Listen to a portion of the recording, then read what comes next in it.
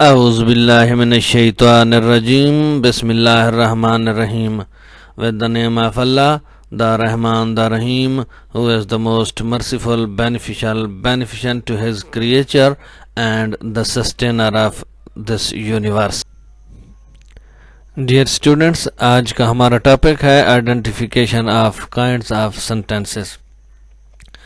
فقرات دو قسم کے ہوتے ہیں، بناوٹ کے لحاظ سے فقرات کی اقسام اور مفہوم کے لحاظ سے فقرات کی اقسام. آج ہم جن فقرات کے بارے میں پڑھیں گے وہ ہیں مفہوم کے لحاظ سے فقرات، یعنی sentences by purpose.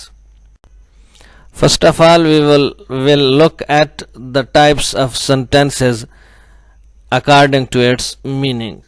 مفہوم کے لحاظ سے فقرات کی کون کون سی اقسام ہیں؟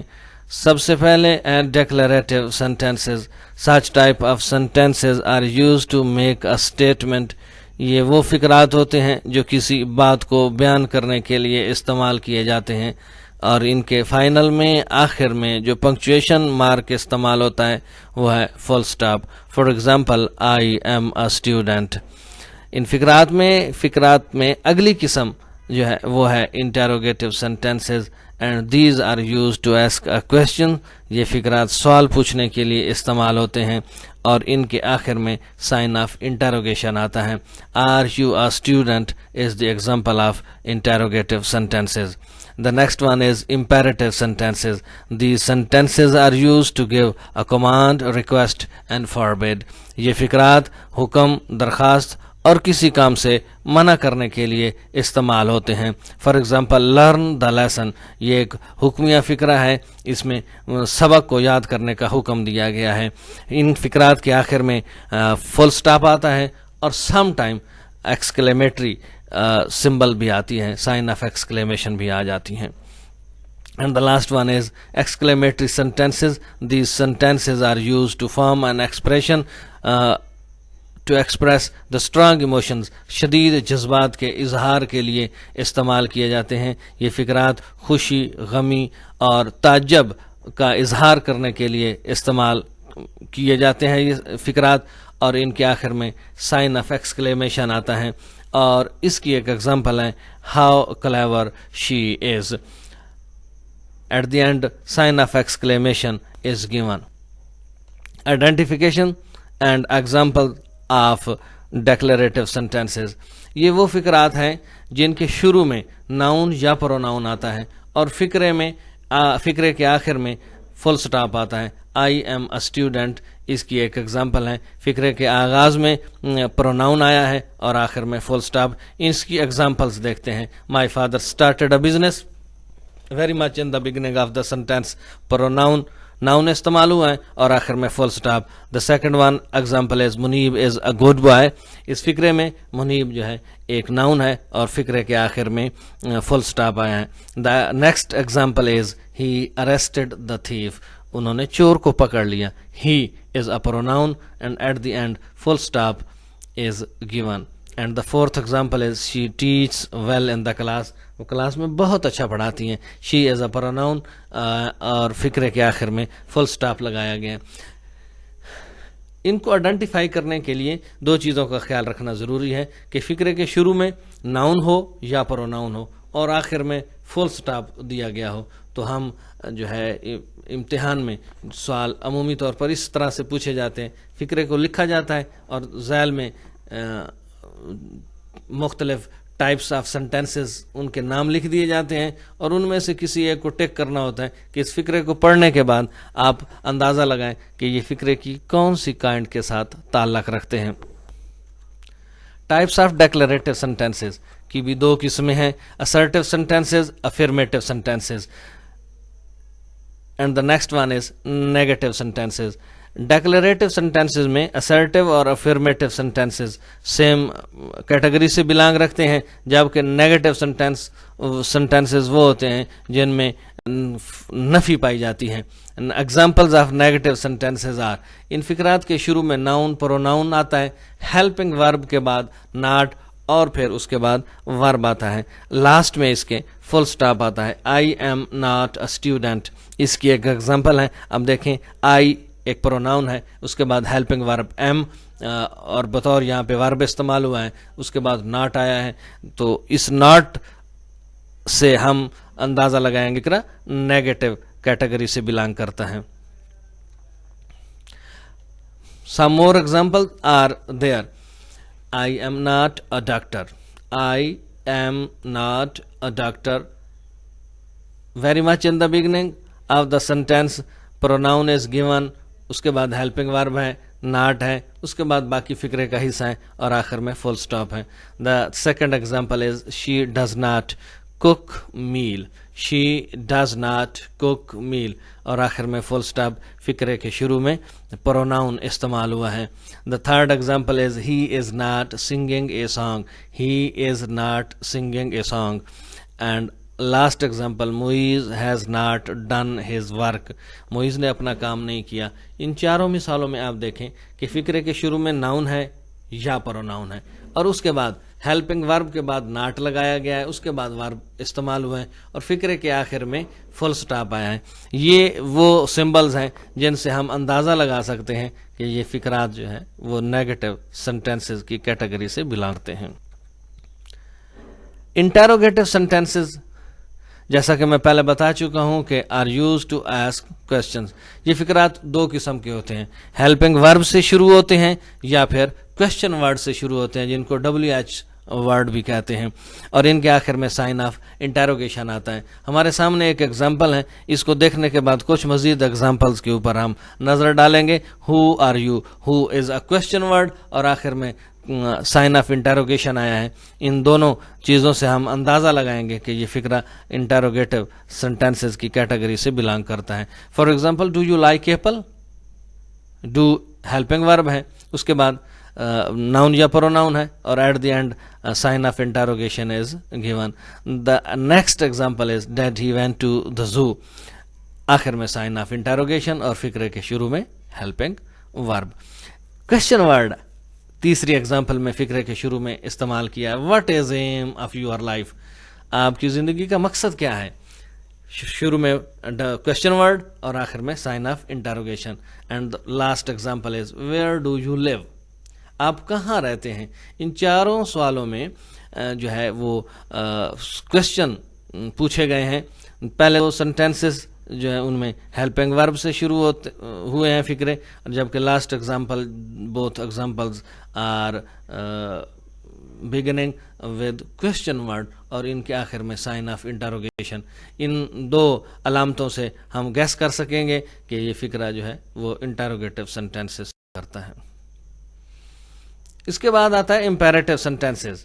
امپیریٹو سینٹینسز کے بارے میں جیسا کہ ہم بتا چکے ہیں کہ ان میں کوئی حکم ہوتا ہے, درخواست ہوتی ہیں یا پھر کسی کام سے منع کرنے کے لیے کہا جاتا ہے.